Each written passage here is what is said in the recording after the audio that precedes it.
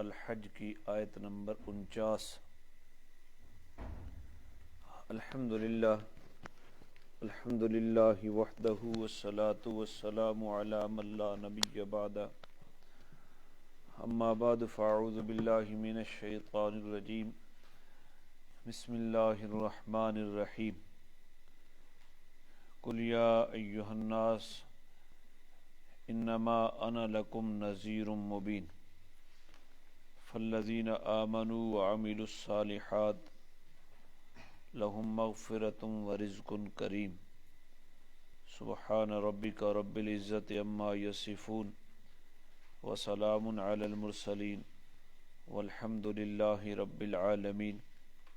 سبحانک لا علم لنا الا ما علمتنا انک انت العلیم الحکیم۔ رب اشرح لی صدری ویسر لی امری واحلل عقدۃ من لسانی یفقہوا قولی۔ رب یسر ولا تعسر وتممہ بالخیر وبک نستعین۔ اللہم انا نسألک علما نافعا ورزقا واسعا وعملا متقبلا۔ درود شریف پڑھ لیں۔ اللہم صلی علی سیدنا محمد وعلی آل سیدنا محمد افضل صلواتک بعدد معلوماتک وبارک وسلم۔ اللہم صلی علی محمد النبی الامی وعلی آلہ وسلم تسلیما۔ 17واں پارہ اور 17ویں پارے کا رکوع نمبر 14، سورہ الحج کی آیت نمبر 49 ہے۔ 546 مل گیا جی۔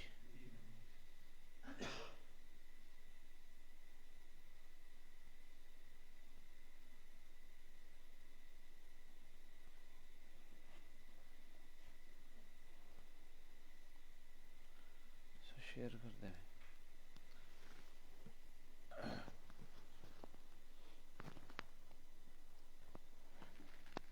پچھلے درس میں یہ چیز بیان ہوئی تھی، پچھلے رکوع میں مسلمان مکہ کے اندر 13 سال رہے، اور 13 سالوں میں ان کے اوپر جو ظلم و ستم کیے گئے تو ان کو انتقام لینے کی اجازت نہیں تھی، اور جب مدینہ ہجرت کر آئے تو ان کو حکم دیا گیا کہ اب تمہیں جہاد کی اجازت ہے، تم بدلہ لے سکتے ہو۔ تو یہ پہلی آیت ہے جہاں اذن جہاد ہے، آیت نمبر 39، کہ اجازت دی گئی ہے ان لوگوں کو جن کے ساتھ لڑا جاتا ہے، جہاد کی اجازت دی گئی ہے اس وجہ سے کہ ان کے ساتھ ظلم کیا گیا، اور باقی یہ ابھی تک تو بے سر و سامان ہیں اور ان کو لڑائی کی اجازت دی جا رہی ہے، تو یہ کس طرح لڑیں گے؟ اللہ تعالیٰ نے اس شبے کا جواب دیا کہ اللہ ان لوگوں کی مدد کے اوپر قادر ہے، وہ جس طرح چاہے ان کو فتح دے سکتا ہے۔ اور یہ وہ لوگ ہیں جن کو ان کے گھروں سے ناحق نکالا گیا ہے، قصور ان کا یہ تھا کہ یہ کہتے ہمارا رب صرف اللہ ہے، اور پھر اللہ تعالیٰ نے فرمایا کہ اگر اللہ کا یہ دستور نہ ہوتا کہ لوگوں کو ایک دوسرے کے ذریعے دفع نہ کرتا رہتا تو اپنے اپنے زمانے میں عیسائیوں کی خلوت گاہیں، عبادت گاہیں، یہودیوں کے کنیسہ جو ہیں، اور مسلمانوں کی مساجد جن کے اندر اللہ کا نام کثرت سے ذکر کیا جاتا ہے، یہ گرا دیے جاتے اگر جہاد کی اجازت نہ دی جاتی۔ تو اللہ تعالیٰ اس آدمی کی ضرور مدد کرے گا جو اللہ کے دین کی مدد کرے گا۔ بے شک اللہ زبردست ہیں، قوت والے ہیں اور غلبے والے ہیں۔ یہ وہ لوگ ہیں کہ اگر ہم ان کو زمین کے اوپر اقتدار دیں تو ان کا منشور کیا ہوگا؟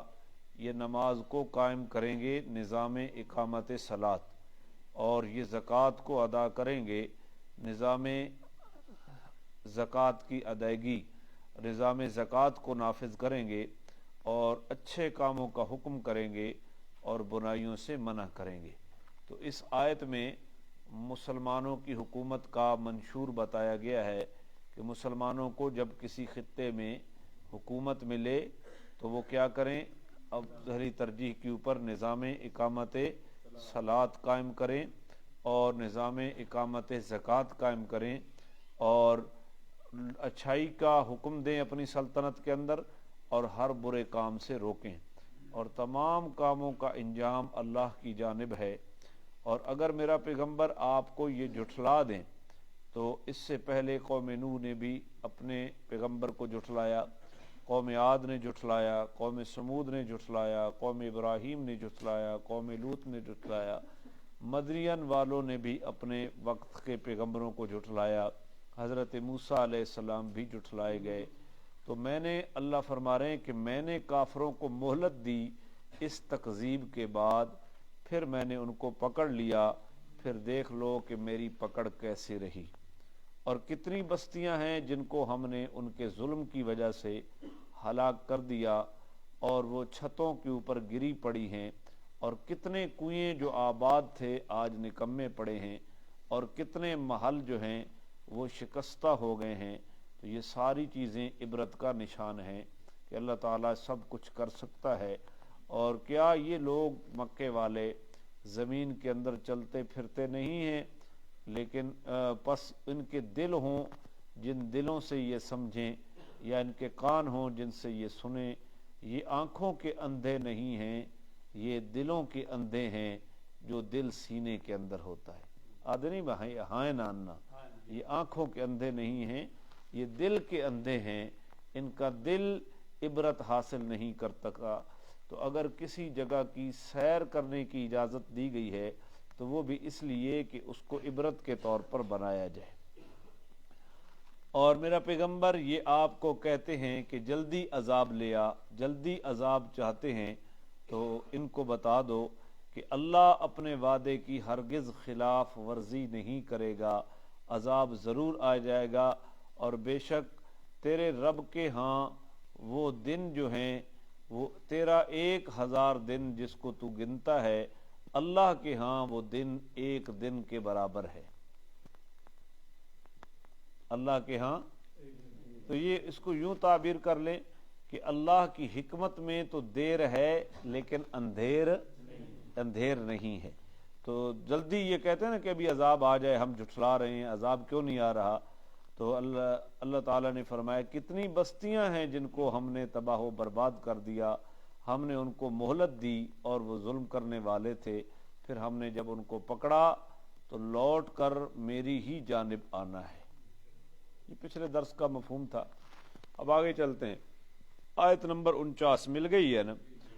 کل میرا پیغمبر آپ ان کو کہہ دیں، یا ایھا الناس، اے لوگو، یا حضور علیہ الصلاۃ والسلام کی بعثت کسی خاص قوم کے لیے نہیں ہوئی، کسی خاص خطے کے لیے نہیں ہوئی، بلکہ آپ ساری انسانیت کی طرف نبی بن کر آئے ہیں۔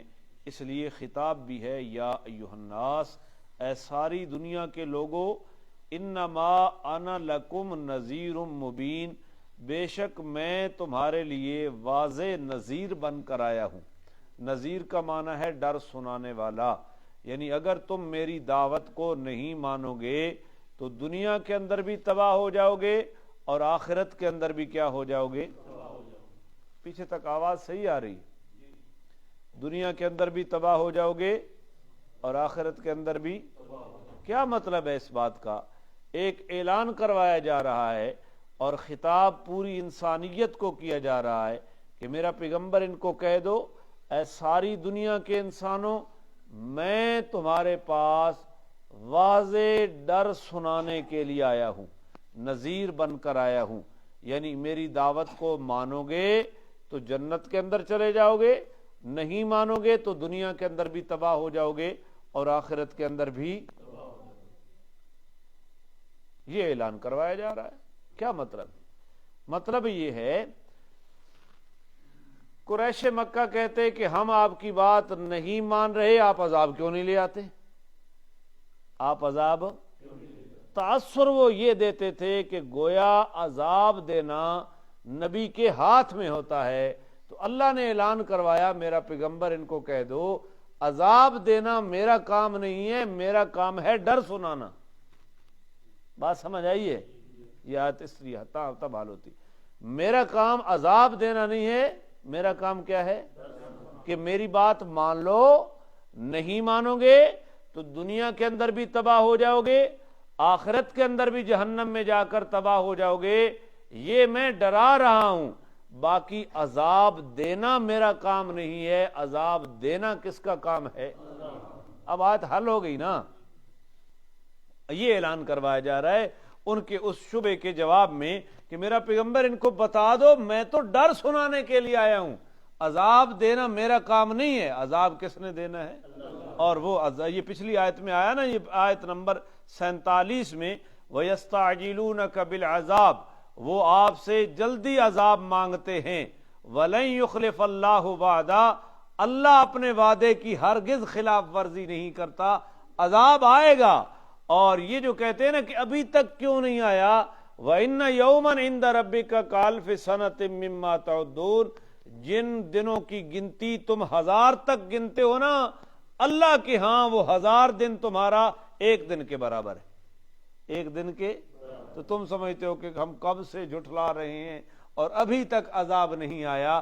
دیر تو ہو سکتی ہے, اندھیر ان کو بتا دو میرا پیغمبر اے ساری دنیا کے لوگوں, میں عذاب دینے کے لیے نہیں آیا بلکہ میں تو ڈرانے کے لیے آیا ہوں کہ میری بات نہیں مانو گے, اللہ کے عذاب میں پکڑے جاؤ گے. باقی عذاب کب آنا ہے, کن کن کے اوپر آنا ہے, کس طرز کا آنا ہے, وہ میں نبی کا کام نہیں ہے, وہ کس کا کام ہے؟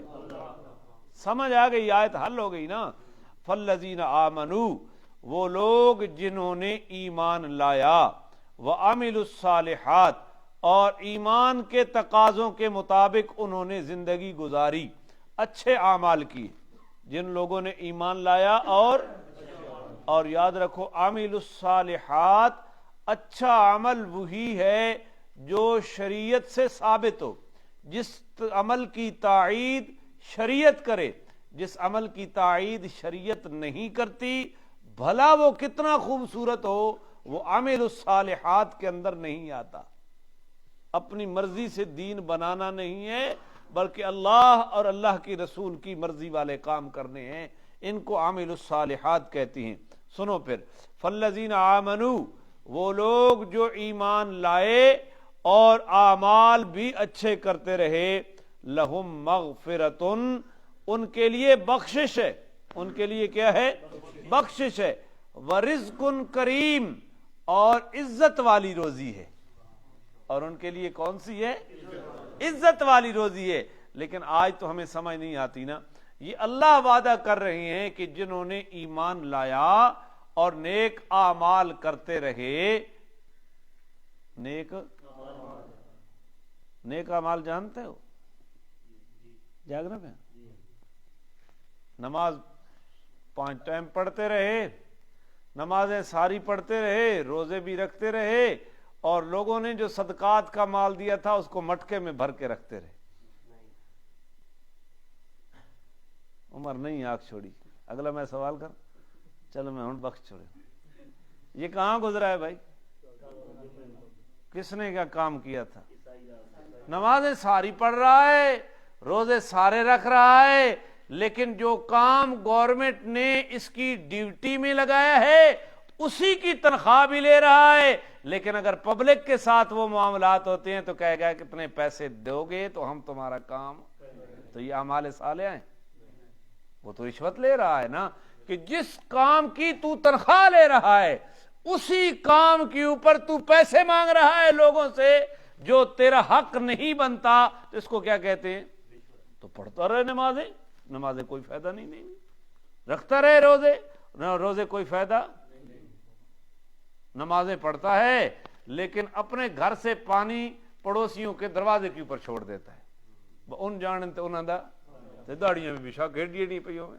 تو اس کے اعمال صالحہ ہیں. لوگوں کو تنگ کرنا, ہمارے گھر سے پانی نکلے, آگے چاہے جتنی مخلوق کو مرضی تکلیف پہنچتی رہے، یہ اعمال صالحہ نہیں ہے، امان کام نہیں ہے۔ پڑوسیوں کو تکلیف دینا، لوگوں کو تکلیف دینا، خلق خدا کو تکلیف دینا، یاد رکھو دین صرف عبادات کا نام نہیں ہے۔ 25% حصہ دین کا عبادات ہیں جو انفرادی زندگی کے ساتھ جن کا تعلق ہے، اور 75% حصہ دین کا معاملات ہیں۔ وہ کیا ہیں؟ کسی سے قرض لیا پھر واپس نہیں کرتا، کسی سے وعدہ کیا پھر وعدہ پورا نہیں کرتا، تو یہ معاملات ہیں۔ جس چیز کی تنخواہ لے رہا ہے اسی کے اوپر پبلک سے پیسے وصول کرتا ہے، تنخواہ بھی اسی کام کی لے رہا ہے، یہ رشوت ہے، معاملات ہیں۔ تنخواہ پوری لیتا ہے لیکن وقت چوری کرتا ہے، وقت بچاتا ہے، اور پھر یوں بھی کہتا ہے کہ جناب بڑی سوکھی نوکری ہے، مہینے جھک دیاڑی بھی میں حاضری کو نہ لگانا تو پہلی والے تنخواہ بھی پوری گن گئی۔ یاد رکھو ایسے کاموں کو فخریہ انداز میں پیش کرنا گناہ نہیں ہے، کفر ہے۔ گناہ کے اوپر ناز کرنا کیا ہے؟ کفر ہے، اللہ معاف فرمائے۔ تو یہاں قرآن کہہ رہا ہے جو لوگ ایمان لاتے ہیں اور نیک اعمال کرتے رہتے ہیں، اس میں معاملات بھی ہیں، اس میں عبادات بھی ہیں، لہم مغفرتن، ان کے لیے بخشش ہے، ورزق کریم، اور عزت والی روزی ہے۔ اور ڈاکے کی روزی عزت والی ہوتی ہے، زنا کی روزی عزت والی ہوتی ہے، کسی کا حق مار کر پیسے وصول کرنا عزت کی روزی ہے، یہ عزت کی روزی نہیں ہے۔ یہ وہاں سمجھ آئے گا کہ عزت کی روزی کون سی ہے۔ اب دنیا کے سیاستدان اور سیاسی پارٹیاں دھوکے کے اوپر ہمیں مارتے ہیں اور جھوٹے وعدے دیتے ہیں کہ ہم باعزت روزگار فراہم کریں گے، لیکن کس طرح اس ملک میں باعزت روزگار کسی کو مل سکتا ہے؟ اللہ تعالی ہمیں سمجھ نصیب فرمائے۔ اللہ نے عزت والی روزی کا وعدہ کیا ہے، عزت والی روزی دیں گے ایمان اور اعمال صالحہ کے اوپر۔ اللہ ہمیں اس کا مصداق بنا، اور اس کی حقیقی سمجھ مرنے کے بعد آئے گی، مرنے سے پہلے نہیں آ سکتی۔ والذین سعوا فی آیاتنا معاجزین، سنو، اور وہ لوگ جو ایمان لائے اور نیک اعمال کرتے رہے ان کی تو بخشش ہوگی، ان کو تو عزت والی روزی ملے گی۔ ان کے مد مقابل والذین سعوا فی آیاتنا معاجزین، جو ہماری آیات کو ہرانے کی کوشش کرتے رہے، ہماری آیات کو جو لوگ شکست دینے کی کوشش کرتے رہے، اولئک اصحاب الجحیم، یہی جہنمی ہیں، یہی۔ اب اس سے کافر تو واضح ہے، کافر تو دین اسلام کو جھٹلاتا ہے، اللہ کی آیات کو جھٹلاتا ہے، تو واقعی اس کا مشن تو اللہ کی آیات کو ہرانا ہے، اللہ کی آیات کو شکست دینا ہے، وہ تو جہنمی ہے۔ لیکن اب ذرا مسلمانی کی طرف آ جائیں۔ ہم جو مسلمان ہیں، ہم جو قرآن میں کتنی جگہ کے اوپر وراثت کا قانون موجود ہے کہ وراثت بہن کا بھی حصہ ہے، وراثت بیوی کا بھی حصہ ہے، وراثت کے اندر بیٹیوں کا بھی حصہ ہے، وراثت کے اندر پھوپھیوں کا بھی حصہ ہے، نمازیں بھی پڑھتا ہے، روزے بھی رکھتا ہے۔ جب وہ آیات سنائی جائیں تو کہتے ساڈے ویلے تو آج شریعت یاد آوے نہیں۔ تو یہ اللہ کی آیات کو شکست دینا ہے یا نہیں دینا؟ اور آج پاکستان جیسے ملک کے اندر عدالتی نظام کے اندر دیکھو، خدا اور خدا کے رسول کے احکامات کے خلاف فیصلے ہو رہے ہیں، پارلیمنٹ کے اندر جو بل آ رہے ہیں اور بل بغیر پڑھے دستخط ہو رہی ہیں قرآن و سنت کے خلاف، اس کا کون مجرم ہوگا؟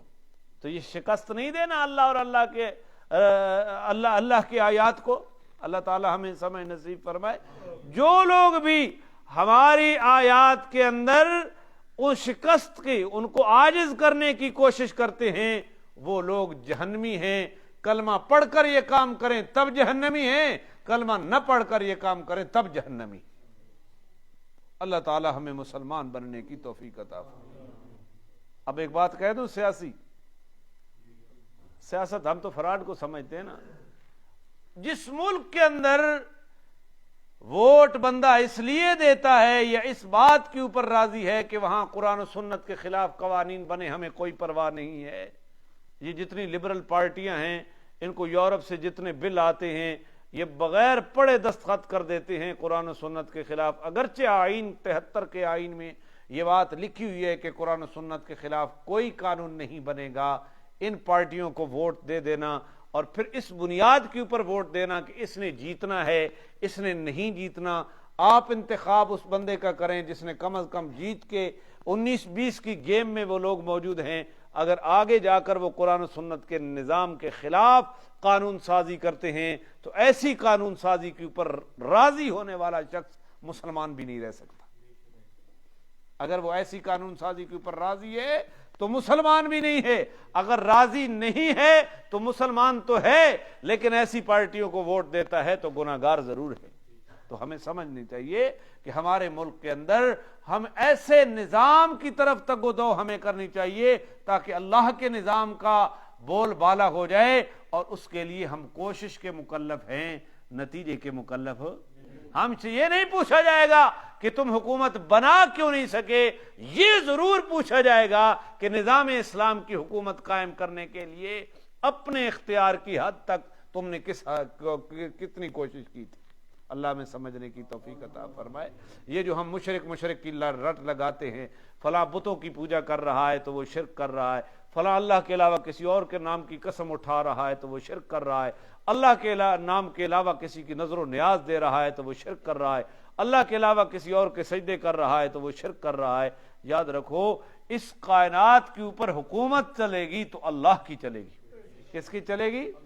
اور پاکستان کے آئین میں لکھا ہوا ہے اقتدار اعلی، اصل حکومت کا حق کس کا ہے؟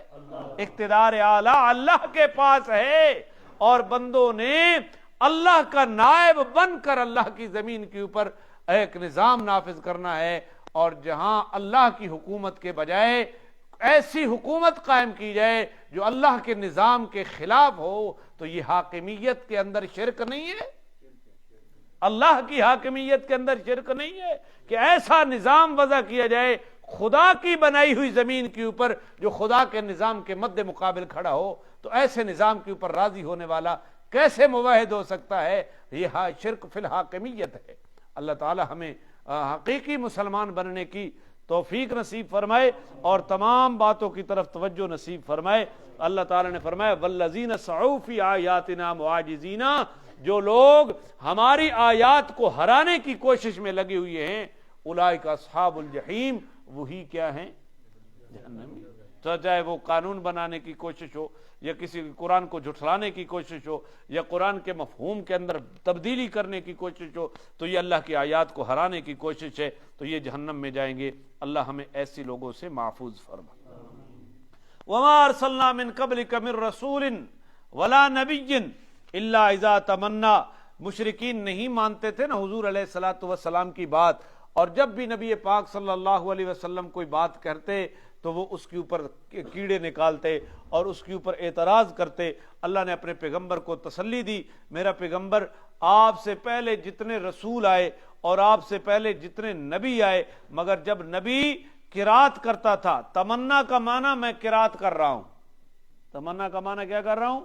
قرات کر رہا ہوں، یہ ایک معنی ہے جو بالکل بے غبار ہے، وگرنہ آپ جب از خود مطالعہ کریں گے تو یہاں مفسرین نے ایسی روایات لکھ دی ہیں جو عصمت پیغمبر کو بھی تار تار کر دیتی ہیں۔ اگر ان روایات کو مانا جائے تو نبی کی عصمت بھی محفوظ نہیں رہتی، اور وہ روایات ایسی ہیں جن کا نہ سر ہے نہ پیر ہے، بالکل جھوٹی روایات کہیں سے آئیں، اور کئی لوگوں نے ان تفسیروں کے اندر لکھ دی ہیں۔ جو لوگ بغیر استاذ کے قرآن کو سمجھنے کی کوشش کرتے ہیں وہ لوگ ان چیزوں میں خطا کھا جاتے ہیں۔ ایک بے غبار مطلب اس آیت کا میں آپ کے سامنے عرض کر رہا ہوں، یہ آیت بالکل حل ہو جائے گی۔ اگر اس کے علاوہ کسی اور طرف جائیں گے تو پھر آپ کشمکش کے اندر مبتلا ہو جائیں گے۔ اللہ تعالیٰ نے فرمایا کہ میرا پیغمبر آپ سے پہلے جتنے رسول بھی آئے اور جتنے رسول نبی بھی آئے، الا اذا تمنا، جب وہ قرات کرتے تھے، تمنا کا معنی میں کیا کر رہا ہوں؟ قرات کرتے تھے، القى الشیطان فی امنیتہ، تو ان کی قرات میں، ان کے اس تلاوت میں شیطان کوئی بات داخل کر دیتا تھا بطور وسوسہ، لوگوں کے دلوں کے اندر داخل کر دیتا۔ یہ اس کا مطلب کیا ہے؟ میں آپ کو اس کے لیے مثال سمجھاتا ہوں۔ ایک متشابہ ہے اور اس کے بعد ایک محکم حکم آتا ہے جس سے شبہات آتے ہیں. مثلا نبی پاک صلی اللہ علیہ وسلم نے قرآن کریم کی یہ آیت پڑھی جو سورۃ الانبیاء میں گزر چکی ہے، غالباً 80 سے اوپر وہ آیت ہے کہ جو لوگ اللہ کے علاوہ جن کی عبادت کرتے ہیں تو وہ عبادت کرنے والے اللہ کے علاوہ غیر کی عبادت کرنے والے مشرک بن گئے، اور جن کی انہوں نے عبادت کی وہ اللہ کے شریک بن گئے. قرآن کہتا ہے حسب جہنم، تو یہ عبد بھی اور معبود بھی دونوں جہنم میں چلے جائیں گے. دونوں کہاں چلے جائیں گے؟ تو مشرکین مکہ کے دل میں شیطان نے یہ بات ڈالی، اچھا عابد بھی جہنم میں گیا، معبود بھی جہنم میں گیا، تو پھر لوگوں نے تو حضرت عیسیٰ کی عبادت بھی کی، تو عیسیٰ کے پجاری بھی جہنم میں جائیں گے معاذ اللہ، تو عیسیٰ بھی جہنم میں چلے جائیں گے. لوگوں نے تو حضرت عزیر کی عبادت بھی کی تو وہ بھی جہنم میں چلے جائیں گے. لوگوں نے تو حضرت مریم کی عبادت بھی کی تو کیا وہ بھی جہنم میں چلے جائیں گے؟ اگر وہ جہنم میں گئے تو ہم گئے، تو ہمارے لیے تو وہ جنت بن جائے گی. تو اللہ تعالیٰ نے اس کے بعد دوسری آیت نازل کر کے حکم واضح کیا کہ ان لوگوں سے مراد وہ لوگ ہیں جو اپنی عبادت کے اوپر خوش ہوا کرتے تھے، اور جو لوگ اللہ کی وحدانیت کی دعوت دیتے انہوں نے اپنی عبادت نہیں کروائی. اولیاء انبیاء وہ اس جہنم سے دور رکھے جائیں گے، اتنے دور رکھے جائیں گے کہ ان کو جہنم کی آگ کی جو شورش ہے، جو آواز ہے، وہ بھی سنائی نہیں دے گی. تو اس کا مطلب یہ نہیں ہے. یا حرمت علیکم المیتہ، جب یہ آیت نازل ہوئی کہ تمہاری اوپر مردار حرام کر دیا گیا. مردار کیا کر دیا گیا؟ تو شیطان نے ان کے دل میں ڈالی یہ بات کہ یہ ایک آیت قرات کی نا نبی علیہ السلام نے تلاوت کی، تو شیطان نے ان کے دل میں بات، اچھا مردار تو وہی ہوتا ہے جو آئی موت مرتا ہے، جس کو اللہ مار دیتا ہے وہ حرام ہے، اور جس کو یہ چھری پھیر کر خود مارتے ہیں وہ حلال ہے. قرآن میں گزرا ہے نا. تو اللہ تعالیٰ نے فرمایا، اس کا جواب دیا کہ وہ اس وجہ سے حرام ہے کہ اس کے اوپر اللہ کا نام نہیں لیا گیا. اللہ کا نام، جو مردار ہو گیا خود بخود، وہ مارا اس کو بھی اللہ نے ہے، اور جس کے گلے کے اوپر انسان نے چھری پھیری ہے اس کو انسان نے نہیں مارا، جان اس کی بھی کس نے لی ہے؟ اللہ نے لی ہے. لیکن جس کے اوپر چھری پھیر کر اللہ کا نام لے کر ذبح کیا گیا وہ اللہ کے نام کی برکت سے پاک ہو گیا ہے، اور جس کے گلے کے اوپر اللہ کا نام نہیں لیا گیا وہ اللہ کا نام نہ لینے کی وجہ سے ناپاک رہا. تو وسوسے آئے نا ان کے دل میں. اسی طرح کی کئی مثالیں قرآن کریم کی آیات کے اندر سے دی جا سکتی ہیں جہاں ایک حکم کے اندر وہ شبہات کے اندر مبتلا ہوتے.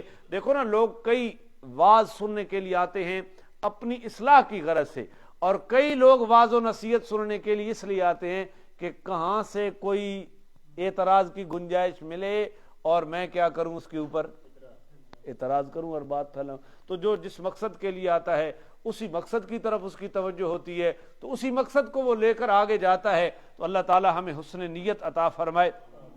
تو فرمایا کہ میرا پیغمبر آپ سے پہلے جتنے نبی اور جتنے رسول آئے، جب وہ ایک حکم پڑھ کر سناتے تھے تو شیطان اس حکم کے بارے میں وہ جو قرات آپ کرتے اس کے دل میں وسوسہ ڈال دیتا.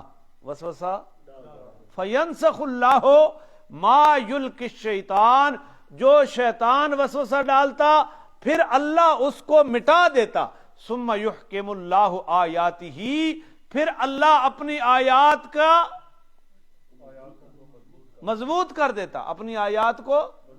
حرمت علیکم المیتہ، کہ تمہاری اوپر مردار حرام ہے، تو انہوں نے شیطان نے ان کے دل میں وسوسہ ڈالا، اچھا جو اللہ نے ماری وہ حرام، جو خود تم اپنے ہاتھ سے ذبح کرتے ہو وہ حلال. اللہ نے دوسری آیت نکال کر اس وسوسے کو مٹایا. دوسری آیت واضح کرتی ہے کہ بھائی یہ حرام اس لیے ہے کہ اس کے اوپر اللہ کا نام نہیں لیا گیا، اور وہ حلال اس لیے ہے کہ اس کے اوپر اللہ کا وسوسہ مٹا دیا گیا.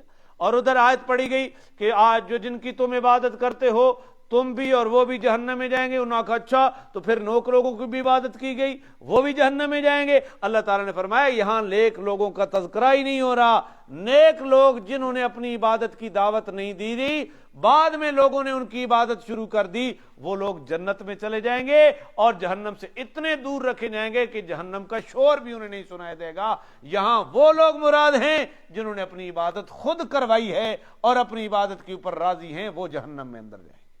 سمجھی؟ تو اللہ تعالیٰ نے اس طریقے سے فینسخ اللہ، اللہ نے مٹا دیا ہے ما یلقی الشیطان، شیطان کے وسوسے کو، ثم یحکم اللہ آیاتہ، پھر اللہ اپنی آیات کو کیا کر دیتا ہے، ایک نیا حکم نازل کر کے اس کو مضبوط کر دیتا ہے۔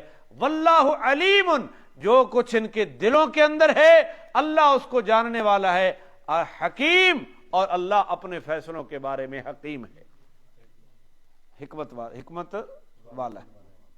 آیت حل ہو گئی ہے، یہ بے غبار مطلب ہے، اس سے آگے پیچھے جاؤ گے نا تو الجھاؤ کا شکار ہو جاؤ گے، بغیر استاذ کے پڑھو گے تو پھر ایسی باتیں بھی تفسیروں میں لکھی ہوئی ہیں کہ اگر ان کو مان لیا جائے تو نبی کی معصومیت بھی محفوظ نہیں رہتی۔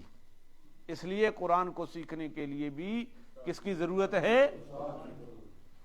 ایک مطلب میں نے بتا دیا ہے، مفسرین نے اور بھی مطالب لکھے ہیں، لیکن وہ مطالب سمجھنے کے لیے کچھ عقل و شعور کی بھی ضرورت ہے اور کچھ علم کی بھی کیا ہے، ہاں، تو وہاں میں آپ کو زیادہ لمبا نہیں الجھانا چاہتا، بس یہی ایک توجیہ کافی ہے۔ لیجعل، کیوں بھائی؟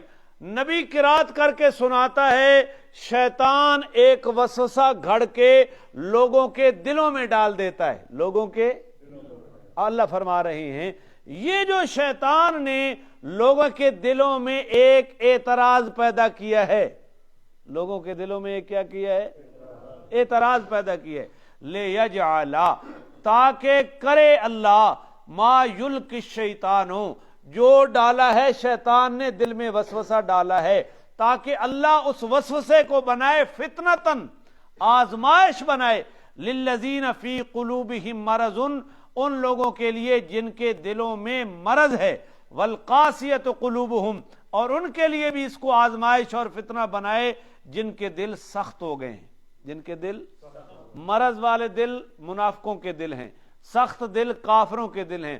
یہ جو شیطان نے وسوسہ ڈالا ہے، اللہ نے اس وسوسے کو منافقوں کے لیے بھی فتنہ بنا دیا ہے اور کافروں کے لیے بھی فتنہ بنا دیا۔ وَإِنَّ الظَّالِمِينَ لَفِي شِقَاقٍ بَعِيدٍ، بے شک جو ظالم ہیں، وہ منافقت والا ظلم ہو یا کفر والا ظلم ہو، لفی شقاق بعید، وہ دور کی مخالفت میں جا پڑے۔ پیغمبر ایک بات کرتا ہے، شیطان ادھر دل میں وسوسہ ڈالتا ہے، وہ شیطان کی بات مان لیتے ہیں اور پیغمبر کی بات، تو اس وجہ سے وہ پیغمبر کی دور کی مخالفت میں جا پڑے۔ وَلِيَعْلَمَ الَّذِينَ، اور یہ جو وسوسہ ڈالا ہے نا شیطان نے، اللہ تعالیٰ نے فرمایا وَلِيَعْلَمَ الَّذِينَ أُوتُوا الْعِلْمَ، کیا معنی لکھا ہوا ہے؟ اوتوا العلم کا معنی ہے، وَلِيَعْلَمَ الَّذِينَ کیا معنی ہے؟ وَلِيَعْلَمَ الَّذِينَ، تاکہ جان لیں وہ لوگ جن کو علم دیا گیا ہے، أَنَّهُ الْحَقُّ مِن رَبِّكَ، کہ بے شک نبی کی زبان سے جو کچھ نکلا ہے یہ تیرے رب کی جانب سے حق ہے۔ کافر نبی کی زبان سے نکلی ہوئی بات کے اندر منافق وسوسے کی وجہ سے کھٹک گئے، اور کافر الٹا کفر کے اوپر پکے ہو گئے، اور اللہ ایمان والوں کے لیے یہ آزمائش کرتا ہے کہ اس وسوسے کی وجہ سے ایمان والے یہ جان لیں کہ نبی کی زبان سے یہ بات نکلی ہے وہ آپ کے رب کی جانب سے حق ہے، فَيُؤْمِنُوا بِهِ، وہ اس کے اوپر ایمان لائیں، فَتُخْبِتَ لَهُ قُلُوبُهُمْ، اور ان کے دل اس پیغمبر کی بات کے آگے جھک جائیں، پیغمبر کی بات کے آگے سمجھ آئے تب بھی وہ نبی کی بات کو حق سمجھتے ہیں، سمجھ نہ آئے تب بھی نبی کی بات کو کیا سمجھتے ہیں۔ اللہ ہمیں ان لوگوں کے اندر بنا دے۔ وَإِنَّ اللَّهَ لَهَادِ الَّذِينَ آمَنُوا إِلَىٰ صِرَاطٍ مُسْتَقِيمٍ، اور اللہ ایمان والوں کی صراط مستقیم کی طرف رہنمائی کرتا ہے۔ اللہ ہمیں انہی میں سے بنا دے۔ اللہ ایمان والوں کی رہنمائی کدھر کرتا ہے؟ صراط، زنا زنا سمجھ آتا ہے، چوری چوری سمجھ آتی ہے، ڈاکہ ڈاکہ سمجھ آتا ہے، کفر کفر سمجھ آتا ہے، تو یہ ساری صراط مستقیم ہے کہ ایک آدمی کو کفر کفر نظر آتا ہے اور ایک آدمی کو کفر محبت نظر آتی ہو، ایک آدمی کو ڈاکہ حلال نظر آتا ہو، ایک آدمی کو کسی کا حق مارنا حلال نظر آتا ہو، تو وہ کتنی گمراہی میں جا پڑا۔ تو اللہ تعالیٰ فرما رہے ہیں کہ اللہ ایمان والوں کی رہنمائی کرتا ہے، کدھر؟ صراط مستقیم کی طرف، ان کو گناہ گناہ نظر آتا ہے اور کفر اور ایمان ایمان نظر آتا ہے۔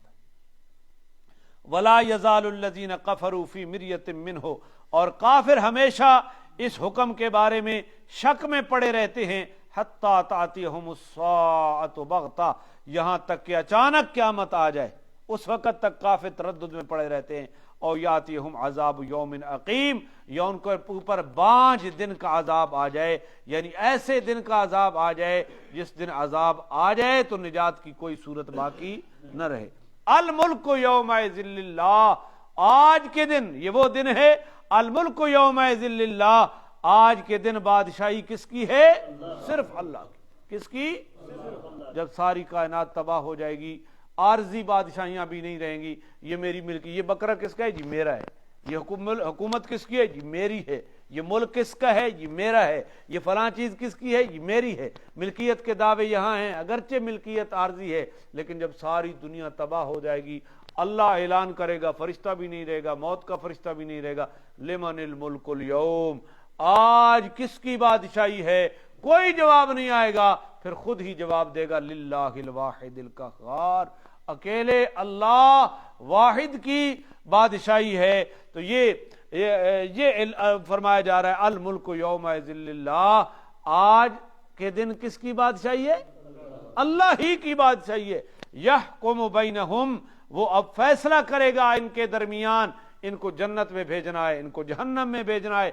فالذین آمنوا وعملوا الصالحات، وہ لوگ ایمان لائے اور نیک اعمال کرتے رہے، فی جنات النعیم، وہ نعمتوں کے باغات کے اندر داخل ہوں گے۔ اللہ ہمیں اس کا مصداق بنا۔ والذین کفروا، اور جن لوگوں نے کفر کیا، وکذبوا بآیاتنا، اور ہماری آیات کو جھٹلاتے رہے، فاولئک لہم عذاب مہین، وہ ذلت والے عذاب میں داخل کر دیے جائیں گے۔ اللہ ہمیں ان سے محفوظ رکھے۔ اعوذ باللہ من الشیطان الرجیم،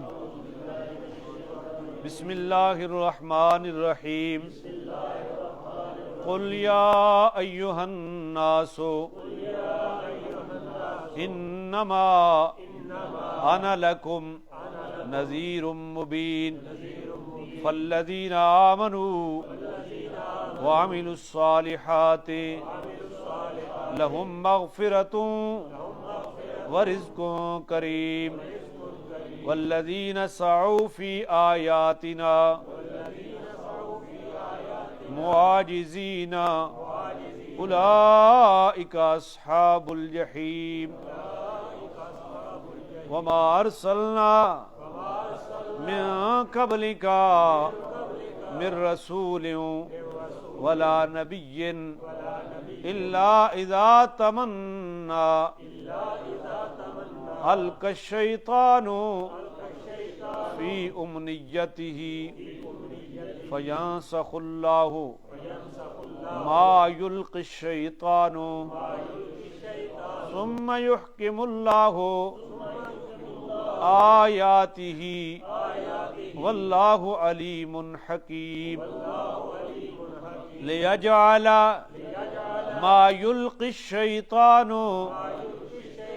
فتنة للذین فی قلوبہم مرض والقاسیة قلوبہم وإن الظالمین لفی شقاق بعید، ولیعلم الذین،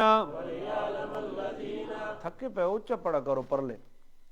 میں آج سویرے دا موٹر سائیکل تے چڑھا، 180 کلومیٹر سفر کر کے میں واپس آیا بارش درس واسطے، کسی مجبوری کے لیے گیا تھا۔ تقریباً 180 کلومیٹر سفر میں نے موٹر سائیکل کے اوپر کی، پھر مغرب کے ٹائم میں واپس آیا۔ تو تم سے تو میں تگڑا بیٹھا ہوں باوجود بیمار ہونے کے، تو کچھ تو اونچا پڑا کرو۔ اعوذ باللہ من الشیطان الرجیم، وَلِيَعْلَمَ الَّذِينَ أُوتُوا الْعِلْمَ أَنَّهُ الْحَقُّ مِنْ رَبِّكَ فَيُؤْمِنُوا بِهِ فَتُخْبِتَ لَهُ قُلُوبُهُمْ وَإِنَّ اللَّهَ لَهَادِ الَّذِينَ آمَنُوا إِلَى صِرَاطٍ مُسْتَقِيمٍ، وَلَا يَزَالُ الَّذِينَ كَفَرُوا فی مریۃ منہ حتی تأتیہم الساعۃ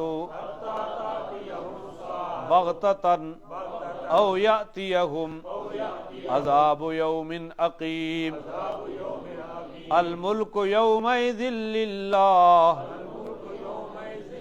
یحکم بینہم فالذین آمنوا وعملوا الصالحات فی جنات النعیم والذین کفروا وکذبوا بآیاتنا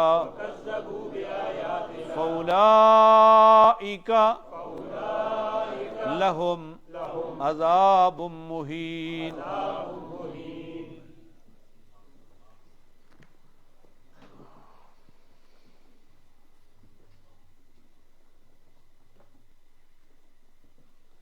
مسافر حالت سفر میں اذان و اقامت کہے یا نہیں؟ ہو گیا؟ سوال ہے جی، اذان کے بعد کتنی دیر ٹھہر کر اقامت کہنی چاہیے؟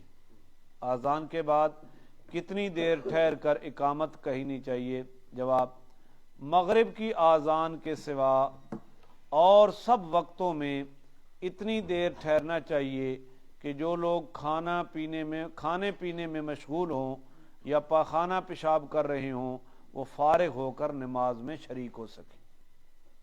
مغرب کی نماز کے علاوہ باقی نمازوں میں اذان اور اقامت کے درمیان اتنا فاصلہ ہونا چاہیے کہ لوگ اگر کھانا کھا رہے ہوں تو اتنا ٹائم ہو کہ وہ کھانا کھا سکتے ہوں، لوگ اگر پیشاب پاخانہ کی ضروریات میں ہوں تو اتنا ٹائم ہو کہ وہ ان ضروریات سے فارغ ہو کر نماز میں شریک ہو سکیں۔ اور مغرب کی اذان کے بعد بقدر 3 آیتیں پڑھنے کے ٹھہر کر تکبیر کہے۔ کتنی آیتیں؟ کیڑیاں؟ انا اعطیناک الکوثر فصلی لربک وانحر ان شانئک، 3 ہو گئی نا؟ اتنی آیتوں کی مقدار کے بعد اقامت۔ اللہ عمل کی